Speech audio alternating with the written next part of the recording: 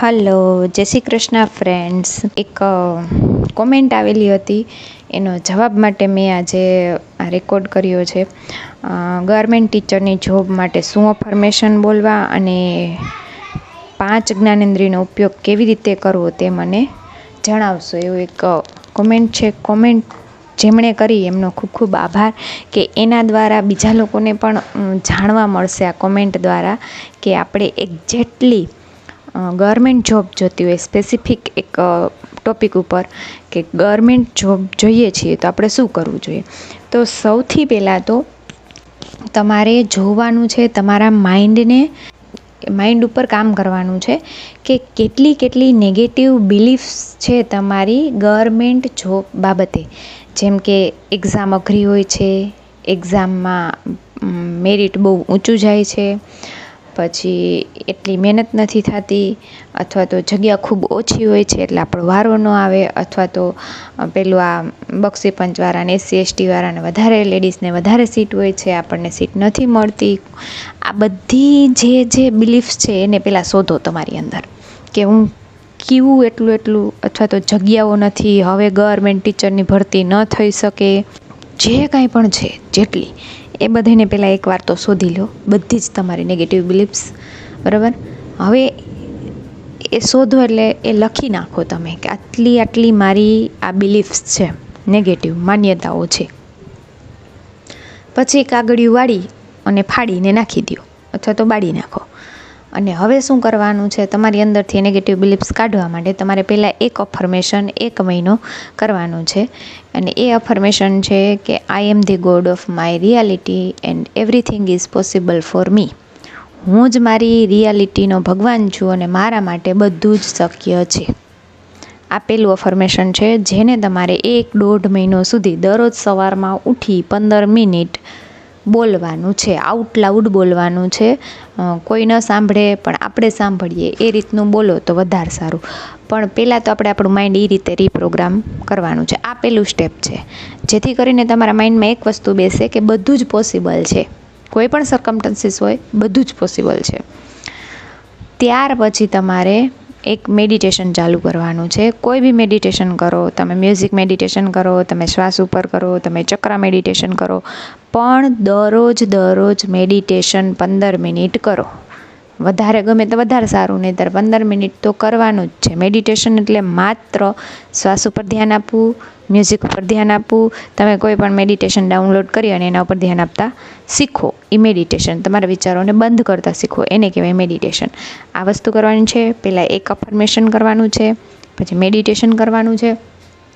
હવે ત્રીજું સ્ટેપ છે, તમને એમ હોય કે ગવર્મેન્ટ જોબ માટે મારી તૈયારી હોવી જોઈએ રીડિંગને, તો તમારે રીડિંગ કરવાનું છે. રીડિંગ શું કરવાનું છે, પાસ થઈ જાવ એટલે નહીં, પણ મારી અંદર નોલેજ વધે. હું ટીચર થઈ જાઉં તો હું એટલો નોલેજેબલ હોવો જોઈએ ને, તો એ નોલેજ માટે તમારે રીડિંગ કરવાનું છે.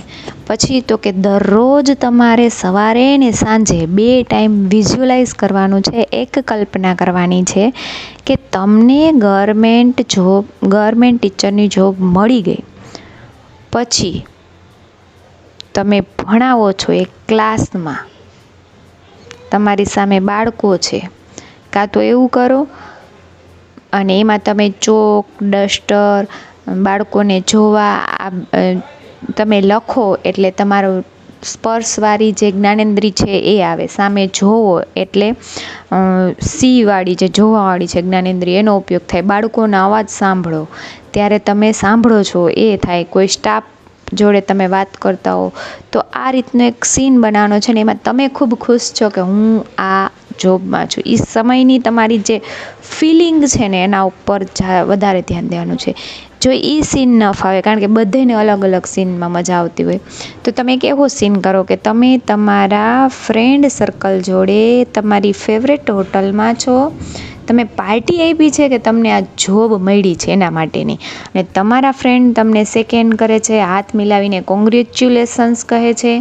પછી તમે તમારું ફેવરેટ જમવાનું, જે કાંઈ પંજાબી કે સાઉથ ઇન્ડિયન કે હોય, એ તમે ટેબલ ઉપર બેસો છો, જમો છો, એનો ટેસ્ટ લ્યો. તમારા ફ્રેન્ડ્સ વાત કરે છે, કોંગ્રેચ્યુલેશન્સ યાર તું તો હવે ટીચર બની ગયો, એ બધી વાત સાંભળો, એ બધાના ચહેરાઓ જોવો. અને એ સમયે તમે શું ફીલ કરો છો એવો સીન બનાવો. કોઈ પણ એક સીન બનાવજો. હું 2-3 સીન આપું છું, એમાંથી તમને જે ગમે ને એ સીન તમારે બનાવવાનો છે. અથવા તો તમે એવું સીન બનાવી શકો કે તમને જોબ લાગી ગઈ છે, તમારો પહેલો પગાર આવ્યો છે અને તમે શોપિંગ કરવા જાઓ છો. તમે તમારા માટે, તમારા ઘરનાઓ માટે પહેલા પગારમાંથી શું લેશો?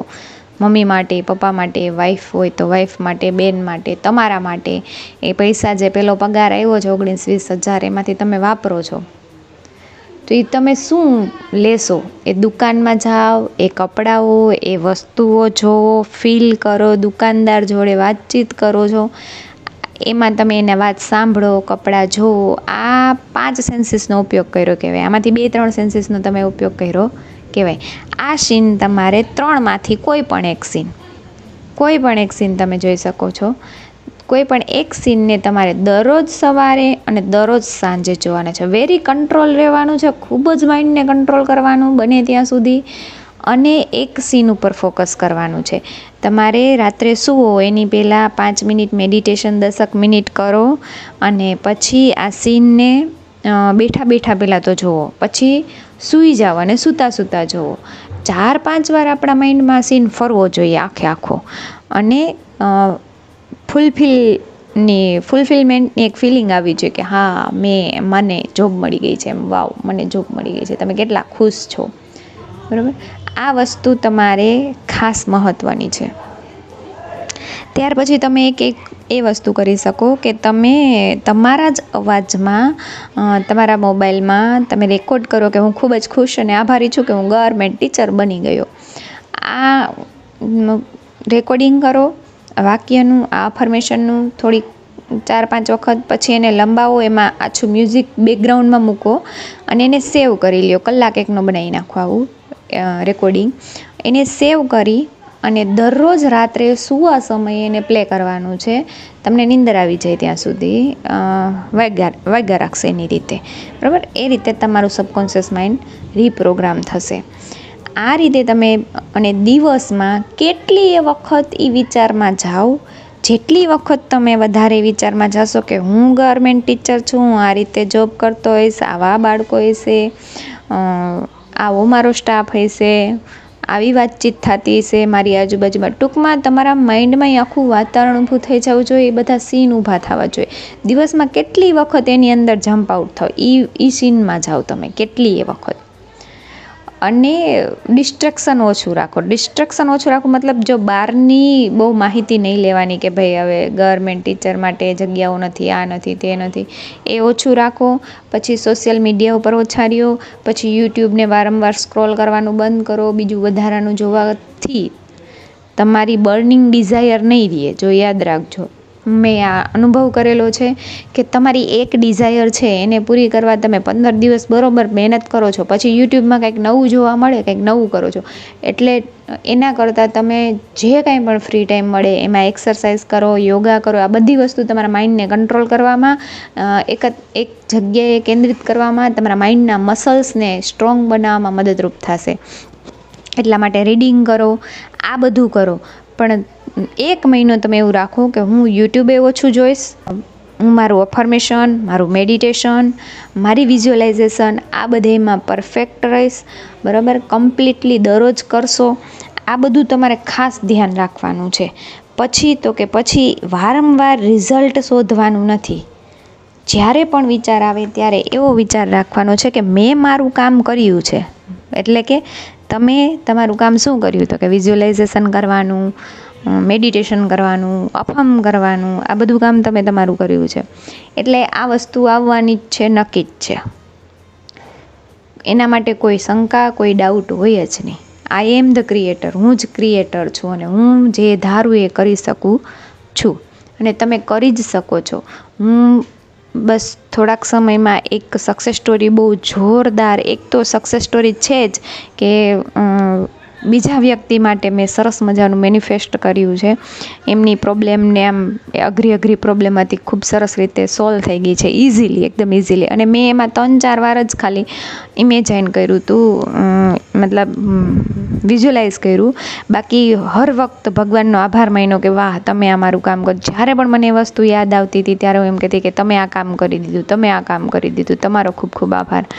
એટલા વિશ્વાસથી એ વસ્તુ કરવાની. જ્યારે પણ તમને ટીચરનો વિચાર આવે ત્યારે તમારે એ દુનિયામાં ખોવાવાનું છે અને વારંવાર ભગવાનનો આભાર માનવાનો છે કે હા તમે મને ટીચર બનાવ્યો છે, તમે મને ટીચર બનાવ્યો છે.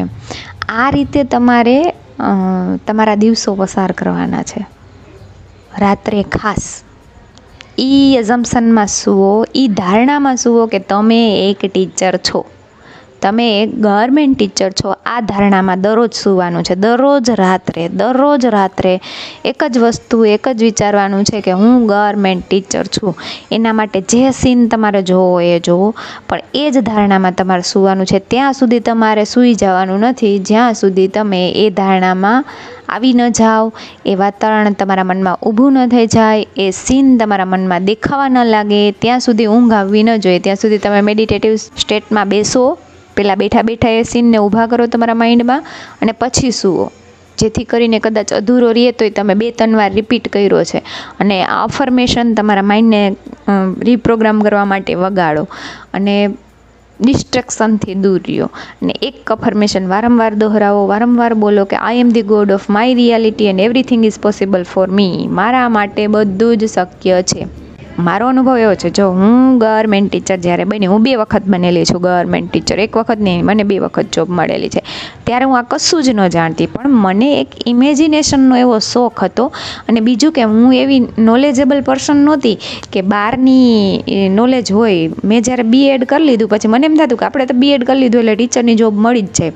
જોકે એ સમયે પરિસ્થિતિ એવી હતી કે BEd વાળાને હાઈસ્કૂલમાં જલ્દી ભરતી થતી નહીં, એટલે બીજા તો બધાને એમ જ થતું કે BEd કરીને બેસવાનું જ છે.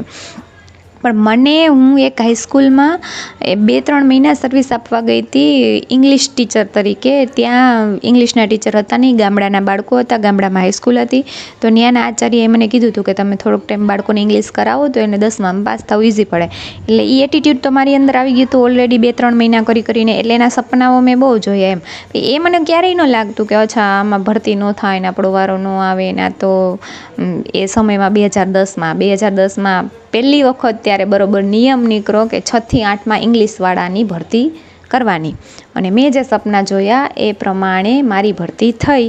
મારો સ્પેશિયલ સબ્જેક્ટ ઇંગ્લિશ હતો, એટલે પહેલી ભરતી મારી જિલ્લાની બહાર બીજા જિલ્લામાં થઈ 2010માં.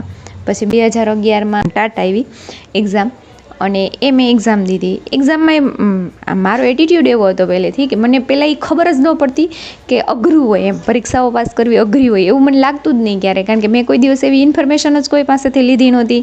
હું મારા સપનાઓમાં અને બહારના વર્લ્ડ જોડે ઓછી જોડાયેલી હતી, એટલે આમ અઘરું એ શબ્દ મારી અંદર ન આવતો ક્યારે. જાણકારી જ નહોતી મને એ શબ્દની.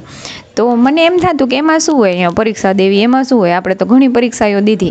તો મેં બરાબર ત્યારે મારા મેરેજ હતા અને અઠવાડિયાની જ તૈયારીમાં મેં ટેટની એક્ઝામ દીધી અને મારું મેરિટ વધી ગયું અને હું મારા જિલ્લામાં પાછી મને મળી ગઈ. પાછી વખતે જ્યારે ત્યાં રિઝાઇન કર્યું ત્યારે મેં કોઈ ઇન્ફોર્મેશન મેં નહોતી લીધી કે ભાઈ હું જે જિલ્લામાં છું ત્યાંથી હું રિઝાઇન કરીશ અને પછી મારા જિલ્લામાં ફોર્મ ભરીશ. કારણ કે રિઝાઇન કરો પછી રિયલ ડોક્યુમેન્ટ આપે પછી મારા જિલ્લામાં ફોર્મ ભરવાનું હતું. એટલે પહેલાં રિઝાઇન તો કરવાનું જ હતું, પછી નક્કી નહોતું કે મને મારા જિલ્લામાં મળે કે ન મળે. તો એ થોડુંક એવી પરિસ્થિતિ હતી, પણ છતાંય મને એમ થતું કે મળી જાય, હવે એમાં શું હોય, મળી જાય એમાં શું હોય. અને મારા ભાઈએ થોડુંક એનાલિસિસ કર્યું હતું કે કેટલા ફોર્મ ભરાણા છે ને કેટલી લેડીઝ છે, તો એણે મને એવો મનમાં વિશ્વાસ બેસાડી દીધો હતો કે તને તો મળી જ જશે, આપણા જિલ્લામાં મળી જ જશે. એટલે મેં રિઝાઇન કરી દીધું. ક્યારેય હું ડરી નહોતી કે મને નહીં મળે, અને મને મારા જિલ્લામાં જોતું હતું ત્યાં મળી ગયું. ત્યારે મને આ કોઈ નિયમની નહોતી ખબર, પણ બાય ધ ગોડ ગ્રેસ, ભગવાનના આશીર્વાદથી આ મારી અંદર છે.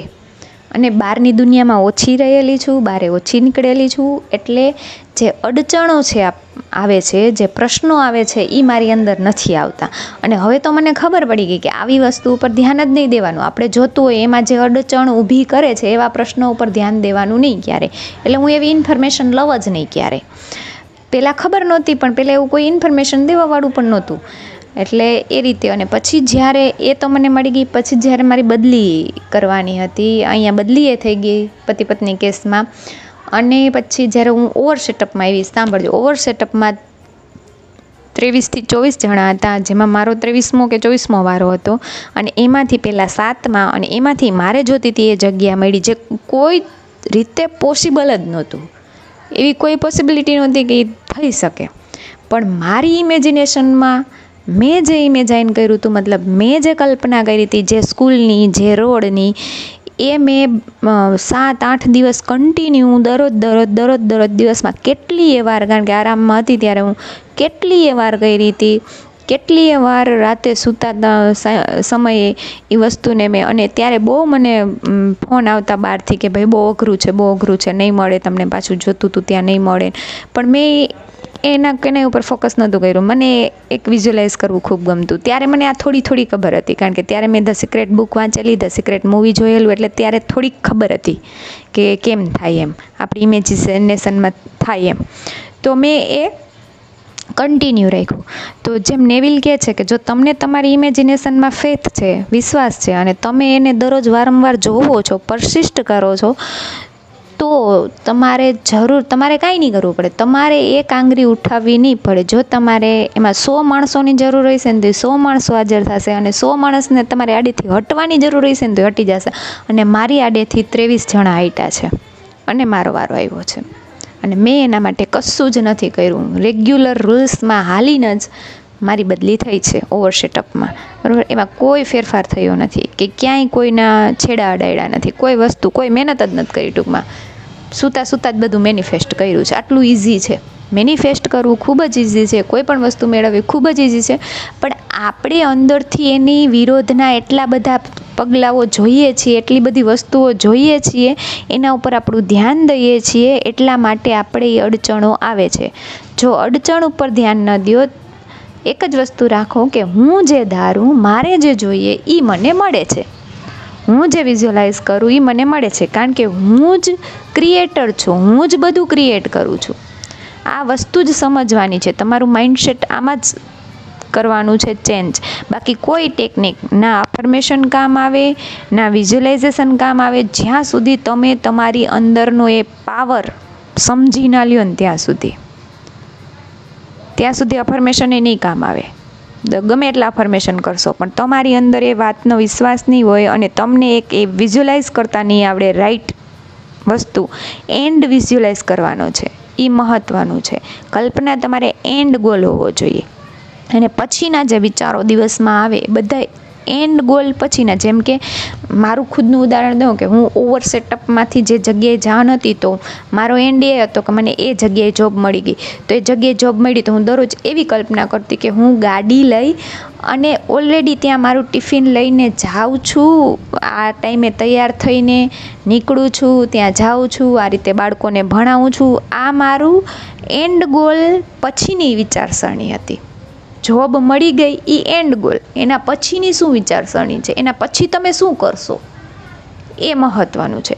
તમે ગવર્મેન્ટ ટીચર બની ગયા પછીનું તમારું રૂટીન શું હશે, એને અત્યારથી વિચારતા થાવ કે ઓહો 11 વાગે તમારે 11 થી 5 મારે જોબ કરવા જવું જોશે, આટલા વાગે ઉઠવું જોશે, આટલું કામ મારે આટલા વાગ્યા સુધીમાં પતાવવું જોશે. આ બધું તમારા માઇન્ડમાં ચાલવું જોઈએ. આવી રીતે તમારું રૂટીન બંધાવવાનું ચાલુ થઈ જવું જોઈએ. આ બધું તમે જ્યારે એન્ડ ગોલ પછીથી તમે વિચારો, ફ્રોમથી વિચારો, થિંક ઓફ ઇટ નહીં, મતલબ કે એ ઈચ્છા વિશે ન વિચારો, થિંક ફ્રોમ ઇટ, એ થઈ ગયું છે પછીનું વિચારો, તો ખૂબ જલ્દી આ વસ્તુ તમારી લાઈફમાં આવે છે. મને 8 દિવસમાં મળી ત્યાં જોબ, મને ખબર છે, અને 23 જણા મારી આગળ હતા, અને મને એ જગ્યા મળી છે. તો કોઈ પણ વસ્તુ પોસિબલ છે, કોઈ પણ વસ્તુ દુનિયામાં પોસિબલ છે. આ વસ્તુ યાદ રાખો. બસ અફર્મ કરો. આ તો તમારા માઇન્ડમાં બેસી જાય એટલા માટે અફર્મેશન મેં તમને એક આપેલું છે કે I am the god of my reality and everything is possible for me. આ ખાસ મહત્ત્વનું છે. 1-1.5 મહિનો કરો તમે, એટલે તમને તમારી અંદરનો પાવર મહેસૂસ થવા લાગશે. એટલા માટે આ છે. અને પછી તમે વિઝ્યુઅલાઇઝ કરો, મેડિટેશન કરો. મેડિટેશનથી તમારા મસલ્સ બહુ સ્ટ્રોંગ બને. એક્સરસાઇઝ કરો, યોગા કરો, આનાથી પણ માઇન્ડના મસલ્સ એક જગ્યાએ અટેન્શન કરતાં શીખી જાય. અને એક સીનને પકડો, કે આ સીનમાં મને મજા આવશે, મારી વિશ પૂરી થઈ ગઈ પછીનો. એ સીનને દરરોજ રાત્રે સૂવા ટાઈમે જોવો અને દિવસમાં કેટલી વખત તમને જોબ મળ્યા પછીના વિચાર કરો કે જોબ મળી ગઈ પછી શું થશે, એ બધા વિચાર કરો. એટલે ધીમે ધીમે ધીમે તમારા માઇન્ડનું આખું વાતાવરણ તમારી અંદર એવું આખું ભરાઈ જશે, યુનિવર્સ એવું થઈ જશે તમારી અંદરનું કે તમે ઓલરેડી એવું ફીલ કરવા લાગશો કે હું ટીચર છું. તમે કેવી રીતના બાળકોને ટ્રીટ કરશો, ભણાવશો, બ્લેકબોર્ડ ઉપર કેવી રીતના લખશો, તમારો સ્ટાફ કેવી રીતના હશે, તમે બહાર નીકળશો બધા જોડે કેવી રીતના વાત કરશો, તમારા સમાજમાં, તમારા કુટુંબમાં, તમારા ઘરમાં, આ બધું વિચારવાનું છે આપણે. પણ ક્યાંથી? તમને જોબ મળી ગઈ પછીના વિચારો અત્યારે કરવાના છે. અને રાત્રે એક રેકોર્ડિંગ રાખી અને સૂઈ જાઓ. તમારું માઇન્ડ આપોઆપ રીપ્રોગ્રામ થશે. દરેક વસ્તુ તમારી પાસે સામેથી આવશે. ક્યારેય રિઝલ્ટ ન જોવો, ક્યારેય ગોતો નહીં કે 15 દિવસ મેં કર્યું હોવાનું શું રિઝલ્ટ આવ્યું, ભરતી આવી કે નથી આવી, નહીં જોવાનું. જો તમને ઓલરેડી મળી ગઈ હોય તો તમે ભરતીની રાહ જોવો, ન જોવો ને. તો આપણે ઓલરેડી તમે એ વ્યક્તિ છો, ઓલરેડી તમે ગવર્મેન્ટ ટીચર છો, એ રીતે રહેવાનું છે. એટલે સામેથી બધી વસ્તુ આવશે. મને વિશ્વાસ છે કે તમને આજનો વિડીયો પસંદ આવ્યો હશે. અને બીજું એક તમે યાદ રાખજો કે તમે જ ક્રિએટર છો તમારી લાઈફના. તમારે જે જોઈએ, જે અત્યારે છે બધું તમે જ ક્રિએટ કર્યું છે ને હજી પણ તમે તમારી લાઈફને જેવી જોઈએ એવી બનાવી શકો છો. And don't be just listener, ખાલી સાંભળનારા ના બનો, બી અ ડુઅરર, કરનારા બનો. વિડીયોમાંથી શીખો અને અપ્લાય કરો. જ્ઞાન ખાલી જાણવાથી કોઈ જ્ઞાન મહત્ત્વનું નથી, ખાલી સાંભળી લેવાથી કોઈ જ્ઞાન મહત્ત્વનું નથી. જ્યાં સુધી પ્રેક્ટિસમાં ના મુકાય ત્યાં સુધી જ્ઞાન બધું નકામું છે. મેં પ્રેક્ટિસમાં મૂક્યું એટલે મને ખબર પડે છે. પ્રેક્ટિસમાં ના મૂક્યું એ ખાલી વાંચીને મૂકી દીધું એ જ્ઞાન લઈને તો નકામું છે. તો તમે જે આ જ્ઞાન લ્યો છો એની પ્રેક્ટિસ પણ કરો, અપ્લાય કરો તમારી લાઈફમાં અને પછી જુઓ એના રિઝલ્ટ. એને વિડીયો પસંદ આવ્યો હોય તો લાઇક કરો, શેર કરો, સબસ્ક્રાઈબ કરો. અને જે રીતે મેં ગવર્મેન્ટ ટીચરનું કીધું છે એ જ રીતે બધી જ ગવર્મેન્ટ જોબ તમને મળી શકે છે. એમાં કોઈ નવીન રસ્તાઓ નથી હોતા, એક જ રસ્તેથી થાય છે બધું. આ જ રીતે બધું થશે. તો એ રીતે તમે તમારી ઉપર અપ્લાય કરો અને કોમેન્ટ કરો જે કાંઈ પણ પ્રશ્ન હોય એની. અને વિડીયો કેવો લાગ્યો એ કોમેન્ટ કરો, લાઇક કરો, શેર કરો, સબસ્ક્રાઈબ કરો. Thank you.